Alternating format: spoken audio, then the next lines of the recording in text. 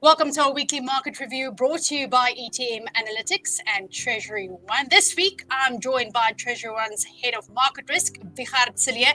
Vichard, as far as Mondays for 2025 goes, this has been a quieter one. It's a peaceful start to the week, but we obviously know there's going to be some interesting notes out of the US this week. The Senate, for example, is battling it out to get Trump's big tax bill passed. That's the one with I think it's $4.5 trillion worth of tax cuts, 1.2 trillion in spending cuts. So there's big fights for that going on. Hopefully they get it passed before the 4 July self-imposed deadline on that one. It's obviously going to have some implications, but also out of the US, at least linked to it, is the Federal Chair Jerome Powell, who will be speaking at the ECB's Centra Summit tomorrow. And of course, as per usual, investors will be looking for any hints or notes of when these rate cuts will start happening. Of course, we know Trump says he wants it down to 1%. Powell likely to disagree on that one. Yeah, good morning.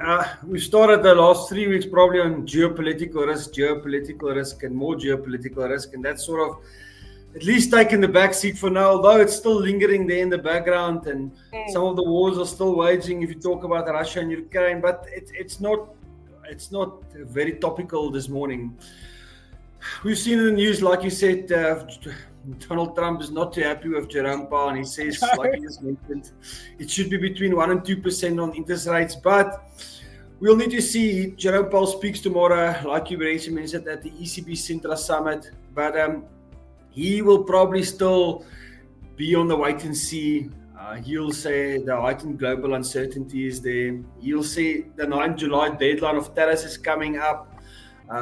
Look to see what's happening on the consumer front. So he will still be very cautious. He'll still reiterate what has been iterating for a while, that inflation is still not at 2%. They haven't got clarity on it. There's still price pressures. So more of the same, although the market is pricing sort of 2 to 3 rate cuts for this year, as indicated by the chart.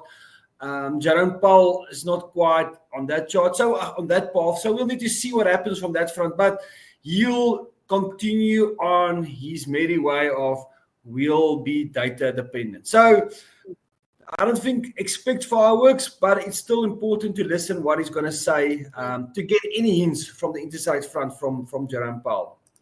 Obviously, a big part of that uncertainty stems from not only the inflation, not only the tariffs and trade deals and whatnot, but it's also the labor data coming out this week, because we've seen the labor market in the US cooling down. We've seen hiring cooling down, and it continues to do so. And that is definitely something Jerome Powell will also be taking into consideration, because these bunch of uncertainties, when you combine them, that can really tip an apple cart.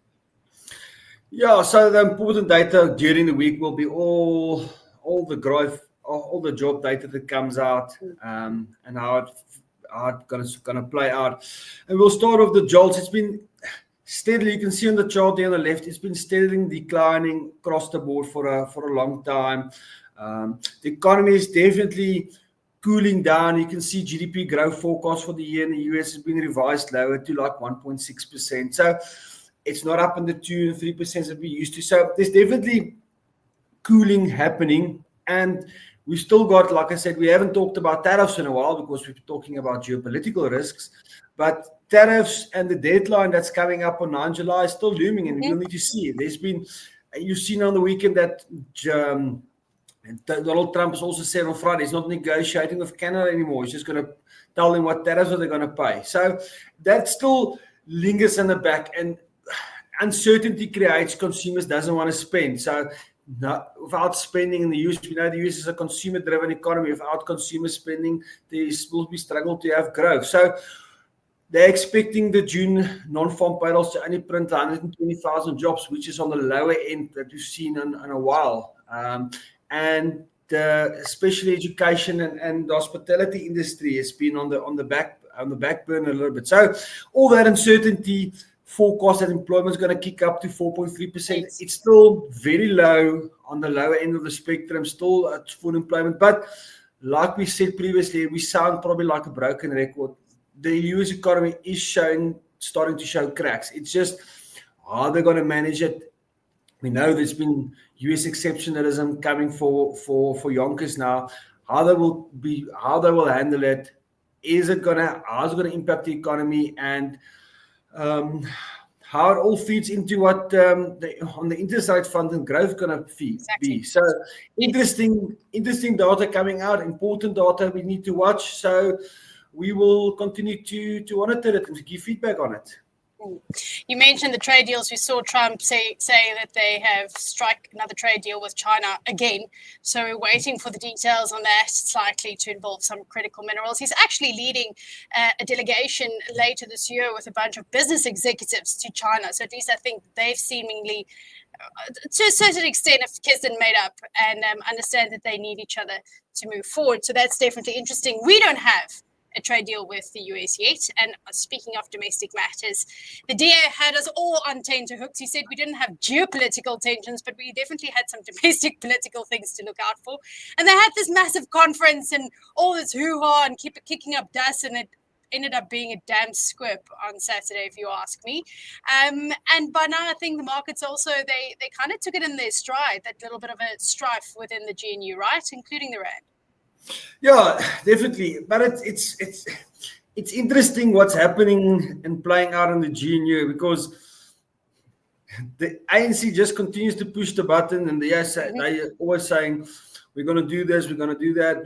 But I think they're not sure what they want to do at this stage. So they just say we're going to do this, but then they do actually do nothing, and then the ANC just laughs probably in the inside of the. It's starting to feel a bit like a boy crying wolf situation playing out, because they continue to make these veiled threats. It was the legislative pieces with the NHI and the Bela Act, and then it was around the budget, and now this one. But, it depends on which way you look at it. At least this way, also the way they're reacting is that they are showing up the hypocrisy within the ANC and how they're making decisions. So they're also, they're making this noise to kind of highlight the lapses, I suppose, in the ANC structures, in the ANC part of the government. But not great, because if you're going to continue crying wolf, at some point we're all just going to go, not another one.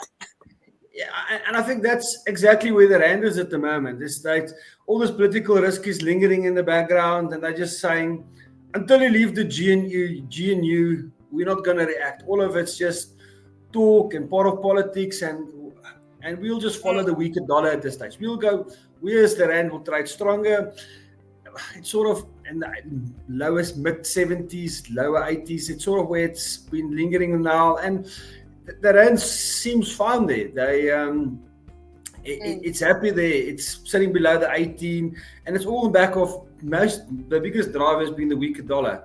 And again, if you look at where dollar Rand is here in the 1770s, but you look at Euro Rand, Pound Rand, Canadian Rand, all our cross currencies is under pressure. So it just shows you that the Rand actually isn't trading too well, but the rest of the emerging market space is in the same boat. So we're not a standout at any stage at this time, but for now, I think the Rand's happy in this sort of 1760 to like 1820 type of range, and it's going to linger there, except if something major happens, which we don't foresee happening this week. We've got a 5-day week, but the US only got a 4-day week. They're celebrating Independence Day on Friday, so markets will be jam-packed with data up until Thursday, and then Friday will sort of be a little bit of a lighter data day, so maybe with less liquidity, more volatility comes from it. But for now, we can't see the Rand sort of breaking out of the 1760 to 1820 type of range. So that's where we are at this stage. I hope you didn't just jinx it by saying that we're going to have a quieter week. If 2025 has taught us anything, Wiechert, is that anything is on the table and we should be prepared. That's markets, anything is always possible. We're telling you as we see it at the moment, and then a headline comes across and then it changes. So let's see what happens. But for now, that's what we see. Wiechert, thank you very much, and I'm sure we'll chat again soon.